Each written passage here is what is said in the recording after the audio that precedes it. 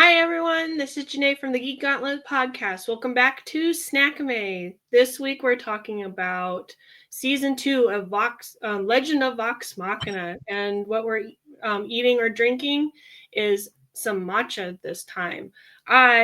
Because it's going to be on Valentine's Day, made some little chocolates and tried to mix some matcha in there, but it didn't turn out very well.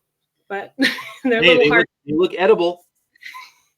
And my co-host Garrett is with me.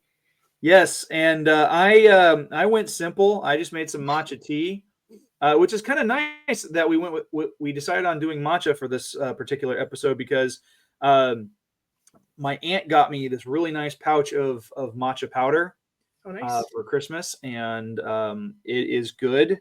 I don't drink matcha all that often. I'm more of a green tea, like more traditional, like a jasmine tea person. But I do like matcha. But yeah, so I was going to try it on camera. I have not tried them yet. I just made them last night. So we'll see if they taste good or not. So where did you get just chocolate chips and melt them down and then mix in the matcha? Or I bought a little mold that has little hearts and stuff because I was going to make some chocolates with my kids, because over in Japan, with the whole celebration of Valentine's Day, girls or guys, mainly the girls, will make stuff for people that they like or their friends. So I went with the little hearts. That's not too bad. Most of it fell out though. Yeah, but I mean, you still have something there that you can do, and I'm sure there's some decent matcha flavor. Yeah. But yeah, one year I made chocolates for my husband. My daughter helped me. We melted some caramel chips and then put the chocolate on top, and then another one was crushed up peanuts and the chocolate on top. So we made our own little homemade chocolate box. So. That sounds good. Yeah. Sounds really tasty. I could use that right about now. I'm a chocolate fiend, which explains where my kid gets it, because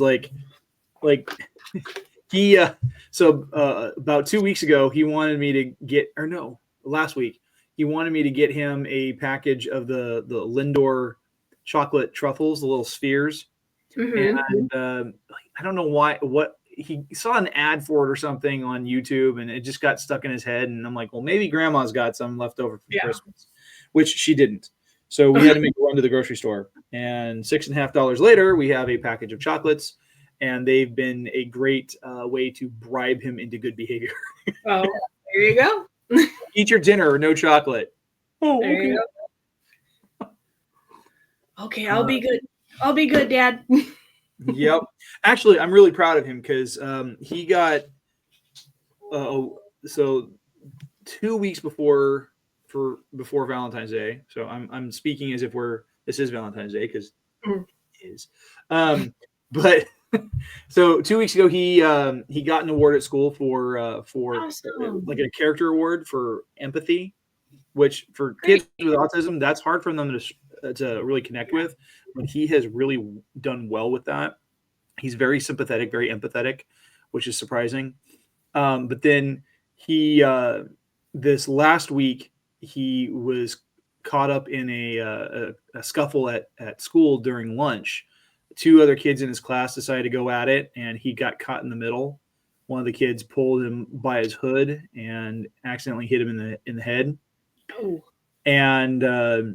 And thankfully he didn't get upset. He didn't retaliate. He's just like, kid was upset. Yeah. He just shrugged it off and went back to eating his lunch. And I was super proud of him because I asked him about it. He was able to tell me what was going on. I was proud of him, and he's doing good. That's good. Most kids just come out swinging. So that was really good that he stopped himself. So. This is the same kid who 5 years ago bopped one of his friends in the head because the kid took a toy out of his hand on my son's birthday. So there you go. Progress. Growth. So what'd you say we're talking about today? We're talking about season 2 of Legend of Vox Machina. Dude, such a good continuation of season 1. And like I saw a lot of character development and semi-romance development with things. So Mm-hmm. that's perfect for it landing on Valentine's Day. So I was excited. Yes. Yeah. So we are introduced to a whole new threat level with this season. We are introduced to this one I think is really cool because they like the last one they were doing a lot of monster hunting. This one Yeah. they're actually sent on like a retrieval quest. Mm-hmm. And I thought that was really cool. But so this one, the threat gets elevated. In the first season, we got one dragon who was voiced by David Tennant. This time, we get 4 dragons in the form of the Chroma Conclave, and they are they're monsters, man. Mm-hmm.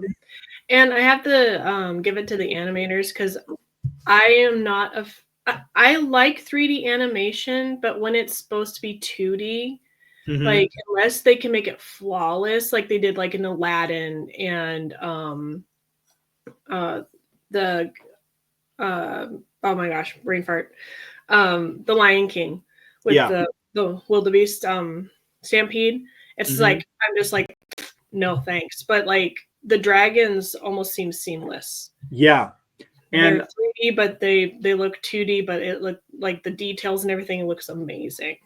So what I really like about this is that as far as the storytelling is concerned, the thing I really like about it is that the consequences of what happened in season 1 with them killing Brimscythe, the blue dragon, that's what triggers this whole thing with the Chroma Conclave. It is just like I like it when you have storytelling where the consequences of decisions and actions matter. Yeah, because it says that the writers are doing something really, really good with this. And each dragon has their own element too. And like back in the day, like most of the time, like Flight of Dragons or Smaug from Lord of the Rings, or they're just a generic dragon. We're just plain dragons for the most part with just breathing fire. I think there was a few different dragons in Flight of Dragons that had their own elements, but they were also like some were wyverns and like other various shapes and sizes of dragons. They weren't just specifically the normal dragon that we have with the wings and then the all 4 like right.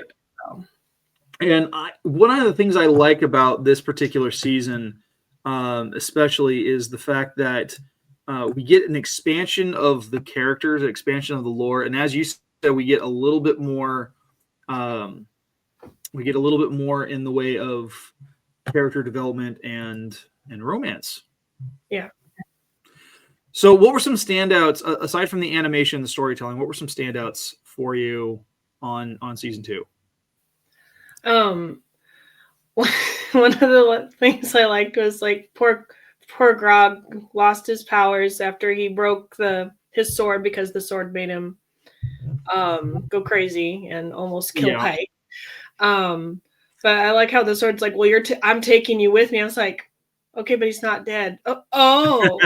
And he's just all skinny and then can't weaken him. Well, you know how have you ever watched the show Psych? Yes, I love that show. And so he's like, "Don't go boneless on me, Sean." And then every time he fell down, it made me think of those scenes where Gus is trying to pull Sean away, and Sean goes boneless. And so it just made me laugh. I laughed a lot more in this. Another thing that stood out to me, it was like within the first 2 or 3 episodes, but Will Friedle was a voice actor for one of the characters briefly that helped him. But like I was really taken aback because I've never heard him curse before.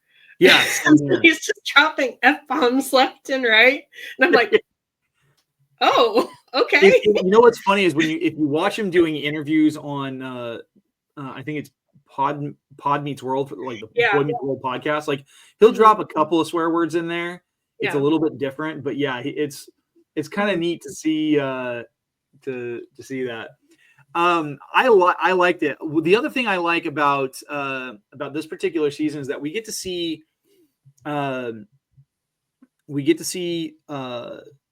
expansion of the family. Yeah. We get to see Keyless people, the Ashari, in full mode, and so we get to see her father, and we get to meet him and stuff like that. But we also get to meet Wilhan Trickfoot, which is Pike's, was it her dad or her uncle? The one that helped Grog get his powers back, I believe, is like our great. Like Grog kept on saying great grandpa, but I think it was like just two greats. Yeah. But like with the flashbacks and everything, it also made me think, it was like, how old is everybody? When did they meet each other? kind of a Yeah, I'm kind of curious how they all came to be, because I mean we've seen a lot of Percy's history, and we get a little bit of history for Vax and Vex with their dad, because we've got Troy Baker voicing their father, Sildor Vesar, and man, they've got a really fun group of guest performers in this season. But yeah, I laughed a lot. I was very pleasantly, like, I really enjoyed the first season. I wasn't sure about it, but I always think it's funny, like, because it'll pop up like what the age range is. It was like, but so like depending on the episode, it could be 16 plus and up or 18 plus, depending on the violence and things like that. Yeah, so that was interesting. We get some really good voiceovers from different characters. Like, I think probably by far, aside from Will Friedle, probably one of my favorite voiceovers has definitely got to be Billy Boyd as Garmley in the Fey Realm. Like, as soon as I heard that voice, I'm like, why do I know that voice? Why do I know that voice? Who is that? And then I looked it up on IMDb, and I'm like, oh, it's Peregrine Took. I heard, I was like, I know who that voice is. So I was like, I couldn't remember the voice actor's name, but I was like, I know who that is.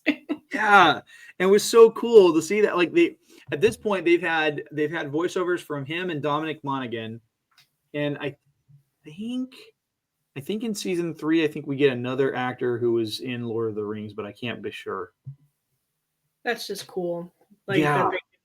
And like, I know like Will Friedle is like really into D&D. Yes, he is. Him and Ryder talk, like Danielle's just like completely oblivious in their in their podcast, but like Ryder and Will are very into D&D, and like there's a fan who made like D&D like card stats and stuff and for them, and so they had played it one time in one of their episodes, so I thought that was pretty cool.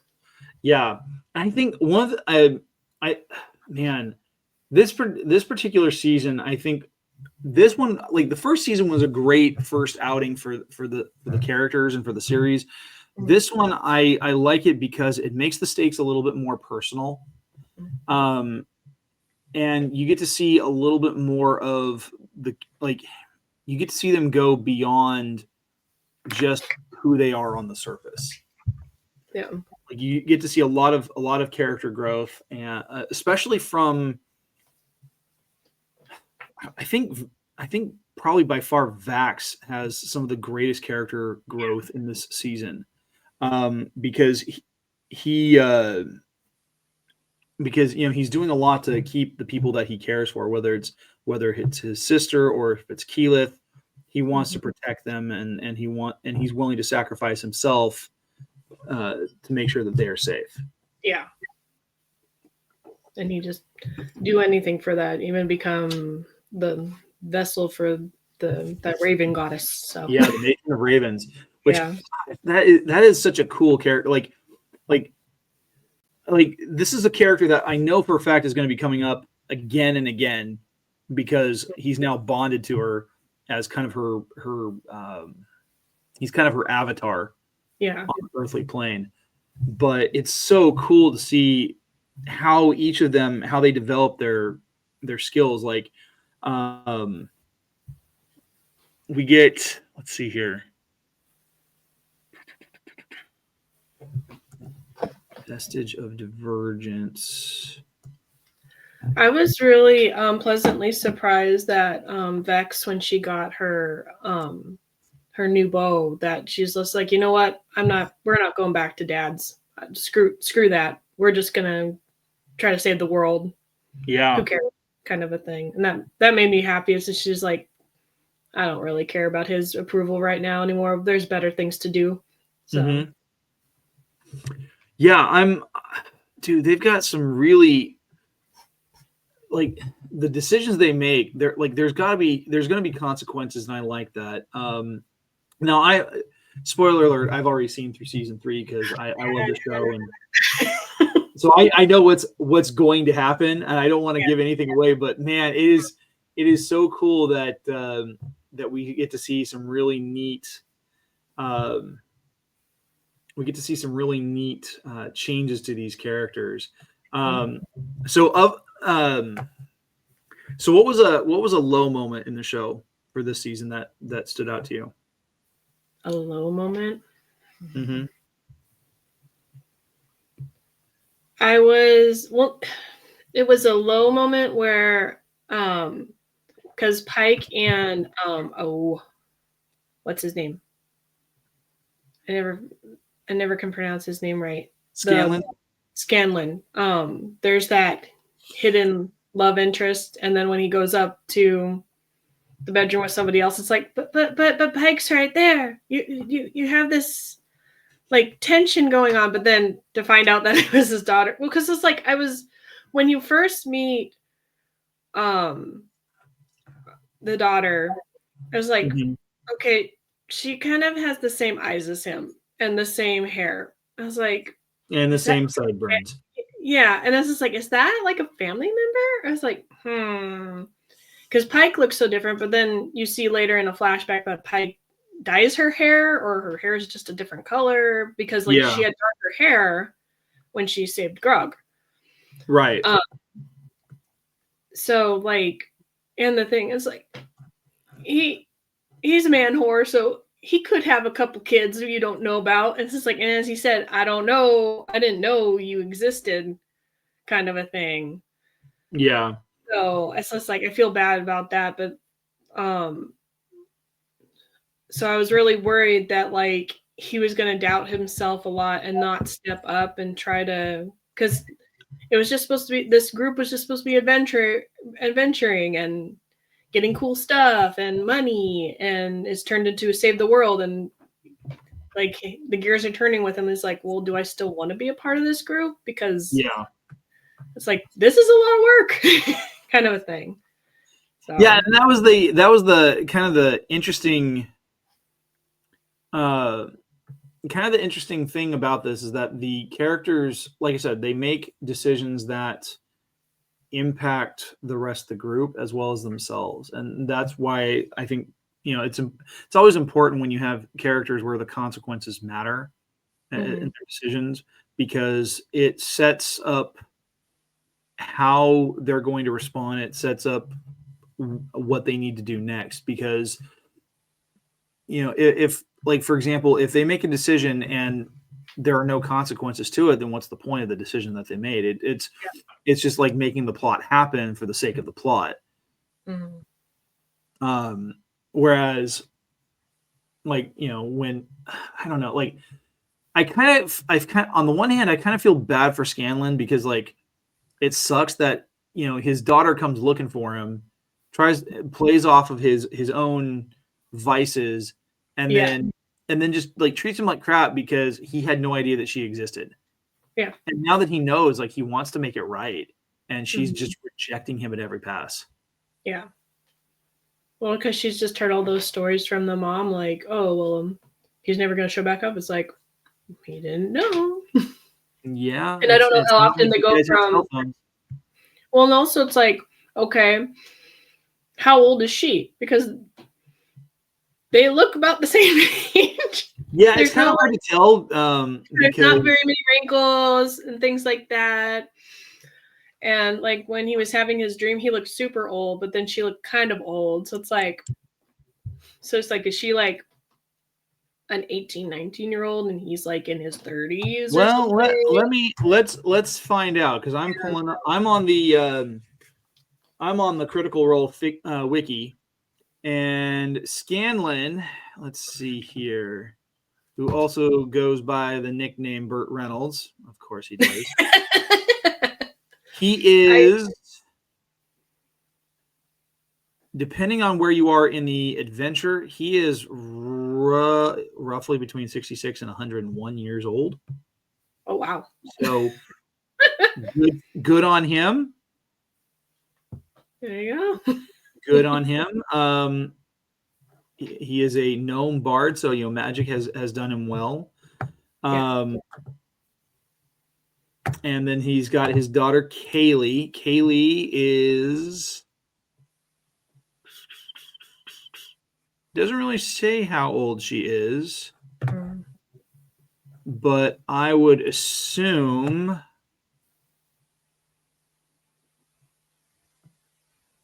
she's at least in her 20s. Yeah, because she's old enough to order her own drinks. Yeah. So, yeah. I did enjoy the Sphinx fight though. What? With the Sphinx fight. And I was just like, oh, he's going to play a song and things are going to happen. And I was like, and then it happened. I was like, yes, I was right. Yep. He's going to cause him pain this way. I knew it. It's all about love in the end. It's all about love. But I was just like, holy crap, that actually worked. It did. Like, completely out on a limb. Don't kill me. Let me sing you a song first before I die in oblivion. Or just fall forever. And the prince is like, oh, yeah, okay, yeah, go. Okay, so the question I had for you is, which of the well, I didn't talk about my low moment. I kind of did. Like, my low moment is the fact that I think that it sucks that Scanlan got the short end of the stick when it came to his interactions with Kaylee. But so my question for you then is, of the vestiges that we get exposed to, which ones do you or which one do you think was the coolest? The gauntlets are really cool that Grog gets. Yeah. The Titanstone knuckles. Yeah. Those are pretty cool. But I really like Vex's bow because it's like, I don't know if like she thinks it and then she shoots the arrow and it just becomes whatever or what. Because it's like a couple arrows, like they explode, and a couple arrows, then vines magically appear and things like this. And so I don't know if that's Keyleth helping with that because she can talk to plants, or if that's actually the bow. I think it's the bow, because I'm looking here. The description on the Critical Role wiki says Fenthras is a longbow made of everbark from the Feywild that seems to flex and shift like a living entity. Okay. Yeah, so I think it responds to the user. But like, I also like Vax's armor too. Dude, oh yeah, Deathwalker's Ward. He gets super fast and stuff. It's like so like if he had the bow and the armor, that'd be pretty cool. And we've only really like the dragon used the sword to find the other vestiges and then I think Scanlan used it by singing to it, but that's been like about it. So you don't know all the powers of the sword yet. So right, yeah, that gets explored more in season 3. Yeah, there's some cool stuff because there's a couple of vestiges that they haven't shown yet in the show. Those get popped up in season 3. What? How many total are there again? 2, 3, 4, 5, 6, 7, 8. 8. So there's 8. There's Cabal's Ruin, which is a cloak of dark leather and gold trim that allows a person to kind of teleport or turn invisible. I could see Percy getting that. There's the Deathwalker's Ward, which is the armor worn by Vax. There's Fenthras, which is Vex's bow. There's Mythcarver, which is the sword that Scanlan gets from the Sphinx. There's the Plate of the Dawn Martyr, which I don't think we've seen that. No, we haven't seen that yet. There's the Spire of Conflux, which that was the one that was passed down to Keyleth. Mm-hmm. We've got the Titanstone Knuckles, which Grog got from his uncle Kevdak, and then there's another one that we have not seen yet called Whisper. It's a curved blade of mercurial metal from the far realm. That sounds pretty cool. It sounds really cool. But then there's other vestiges found by others. Oh, okay. But these are a little bit different. So there's one called the Circlet of Barbed Vision. Once attuned, black barbs dig into the wearer's head, imparting power and twisting their appearance to amuse Lolth, the Spider Queen. Ugh. Yeah, I don't want spider face. There's the Condemner, which is a shadow-touched heavy crossbow. There's Kiss of the Changebringer. It's a glittering emerald set with the center of a center of a silver chain, humming with power and possibility. So we haven't seen this yet. And then there's the Pyre Maul, a massive hammer of deep red iron that houses a brilliant fire opal, shimmering with eternal flame. There's the Star Razor. It's a long sword that was forged by a union of acolytes of Melora and Sahanine. I don't know how to pronounce that. And then there's the Wreath of Prism, which is a loop of golden thorns inset with dozens of gems representing the 5 colors of Tiamat. So that's going to be fun. That's a lot of stuff. Well, I thought I was a little confused, like when Hordak was talking to the acid dragon. Like he was mad because he wasn't getting his gold. And he was just like, well, just knock it off with finding the vestiges and stuff like that. But then he's like, well, find them for me, but also get me my gold. It's like, but you just told him to stop with this nonsense and just give him his gold. So I was so confused on what he wanted. Yeah, it's like, dude, pick a lane, man. Pick a lane. Like you're really mad that you didn't get your hoard of gold, but then you're like, when he kind of said, "But these would be useful," and he's like, "Fine, I guess we could use them, but I want my gold." Yeah, well, and part of it though is that Thordak is power mad. Like he wants vengeance for the death of other dragons, but at the same time, like he is, I don't know, he is very, very what's the word I'm looking for? He's power mad, but at the same time he wants to just, he's using what happened with Brimscythe as an excuse to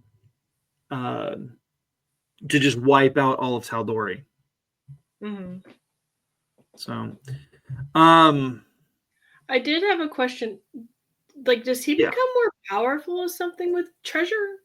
Is that why he wants all the treasure, or is he just trying to make people poor? I'm not understanding the hoarding part. So he's got that heart crystal embedded in his chest. Oh, okay. And it makes him incredibly powerful and makes him very difficult to kill. So I mean, the whole thing is like he's greedy, he's prideful, and you know he looks at humanity as just something he can just destroy, and like the whole thing that happened with Brimscythe at the beginning of season 1, he actually set that whole thing in motion.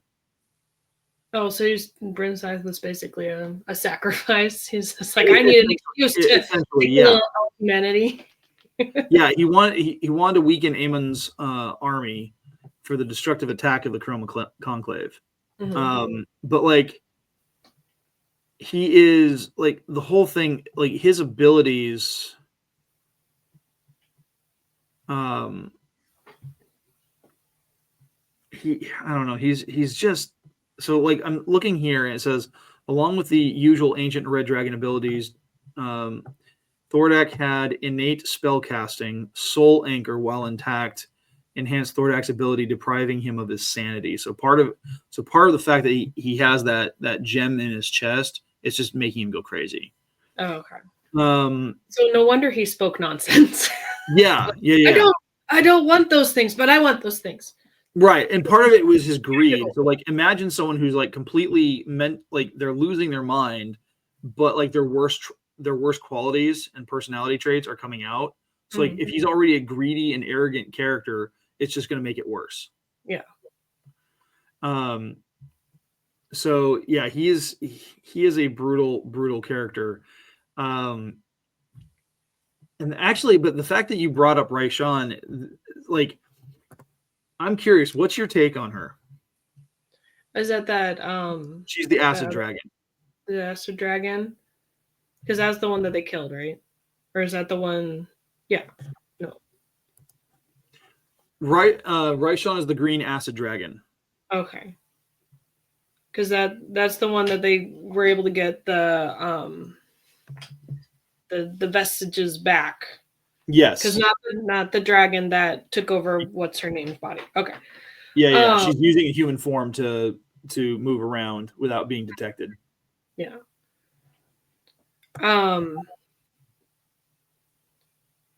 It's I don't know if she wants to be like, I don't understand if she wants to just live not in peace, but like just leave me alone. I just want to be my own dragon self somewhere else. And so she's trying to get them to foil Thordak or what. It's just like, but I was pleasantly surprised that Vex couldn't sense her because of that. I was just like, oh, but I didn't know dragons could do that. Yeah, so she's the one dragon that can hide her presence from Vex. And I'm still not entirely sure why Vex is able to detect dragons from a distance. Yeah, I don't get that either. But I'm sure between season 3 and because I know that they are doing season 4, I'm sure that's going to get explored more in detail. Yeah, the only thing I can think of is like her goals don't align with Thordak's, so she's just like, this is ridiculous. As I said, like maybe she just wants to hold up in a cave somewhere and just chill, kind of a thing, and he's ruining that.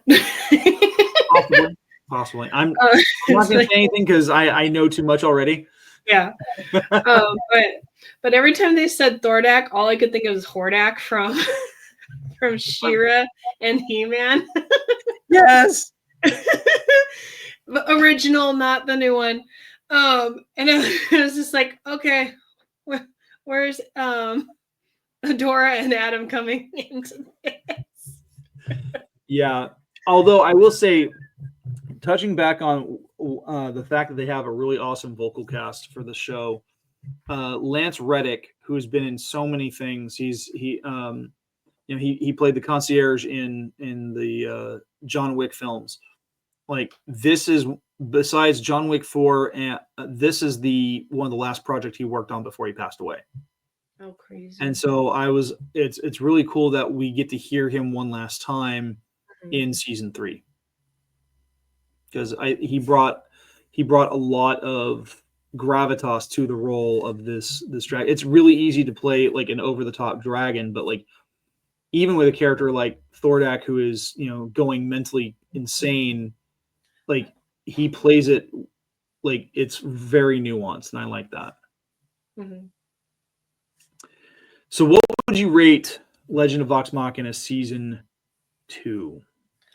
I would rate it at least an 8. What's keeping it from hitting a 10? My battery's almost dying. Hold on. Let me. I know. Hold on. I need to plug my computer in. That's what she's giving it an 8. I don't want to disappear. Nobody wants you to disappear. You're prettier than me.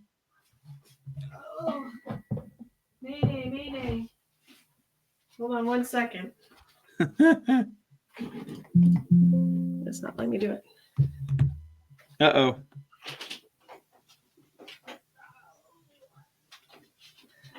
I don't know where the plug is.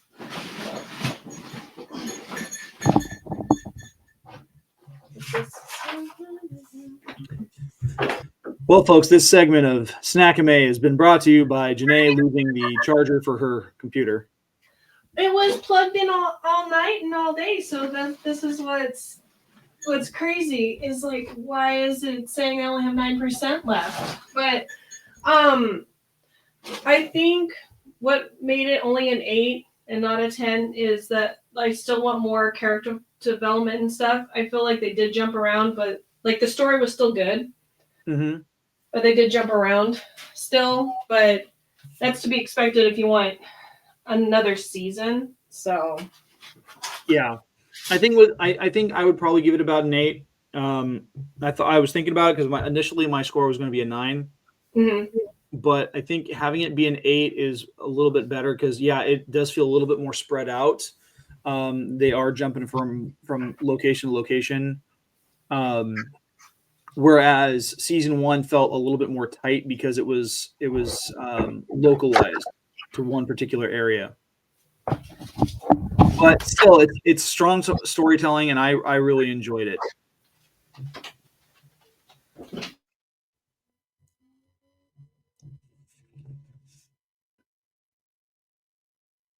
Uh-oh. Uh-oh. We got the white ring of death.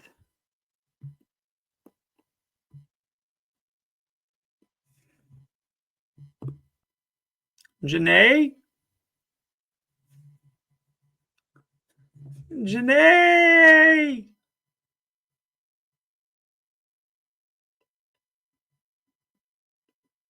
She gone. She gone. Ah, wait. She might be back. Can it be? Is it possible? I hear you. Am I back? You are back. Oh no! Come on, computer. It went to my laptop camera instead of the other camera. I plugged it in and then everything disappeared. There we go. You're back. But I can't hear you.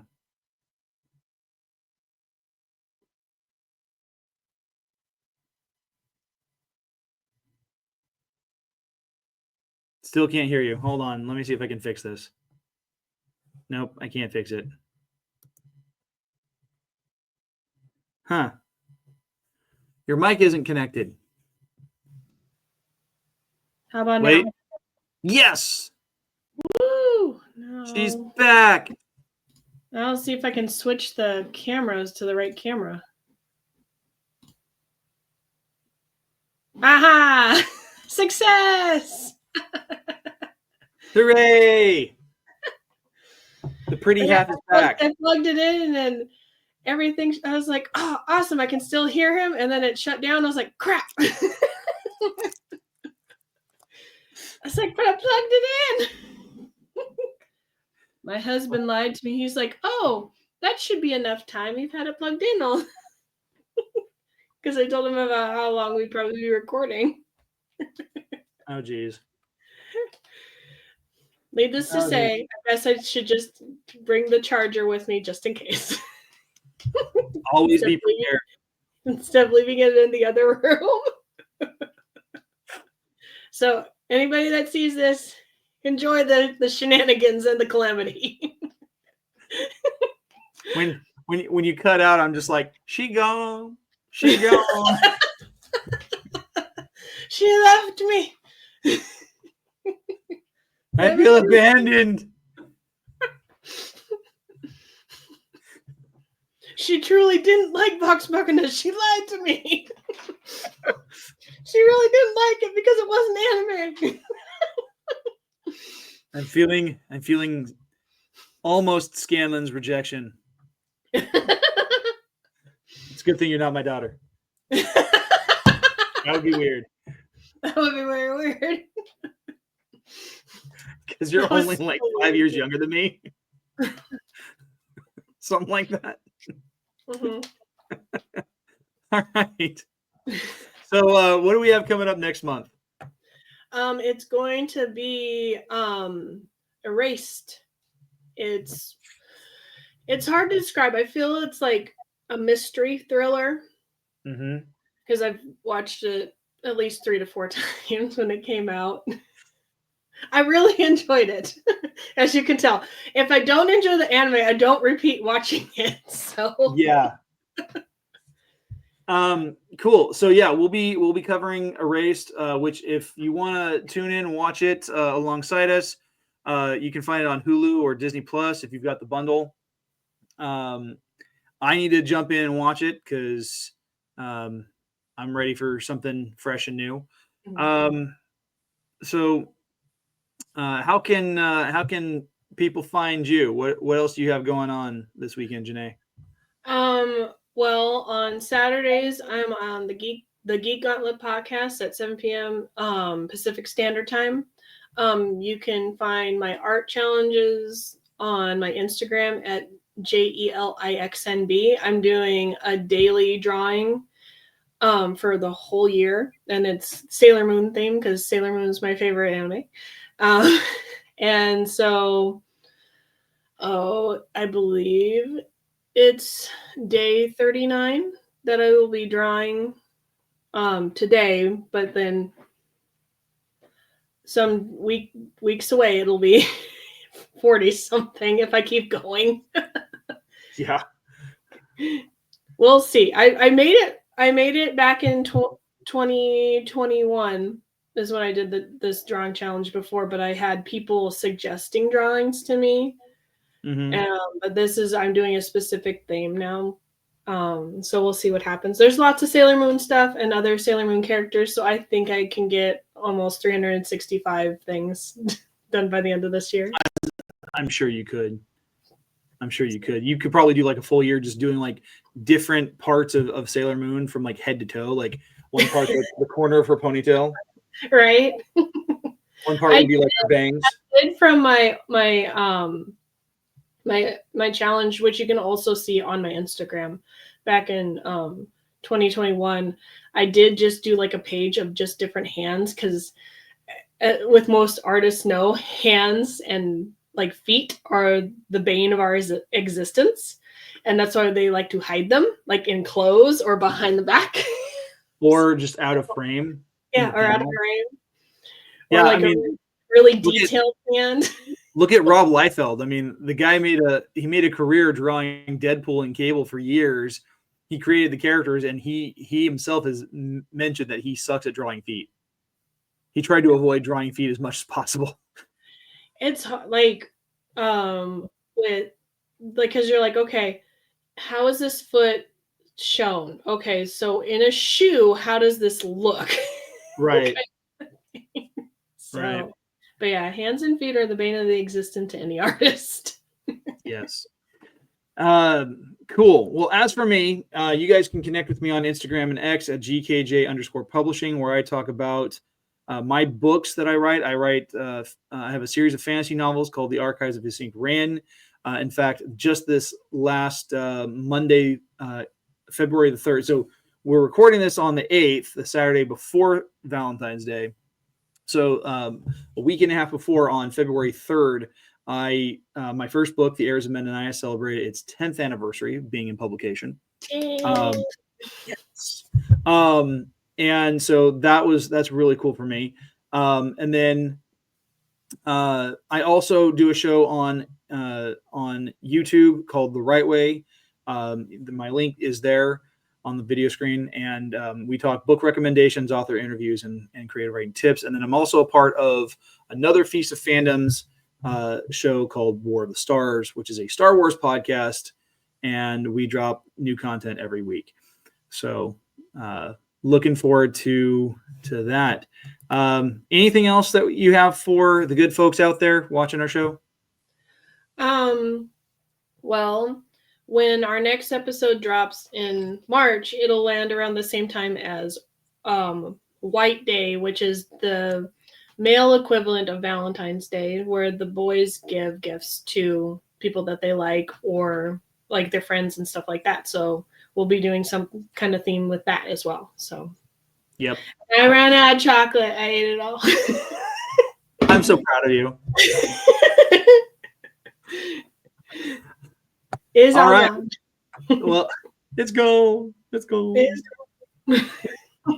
right, well, that's going to do it for us. You guys have a great rest of your weekend, and